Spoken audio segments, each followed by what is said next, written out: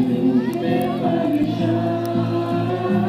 И через год, и через пять мы встретимся опять. Ничто не сможет нашим встречам помешать.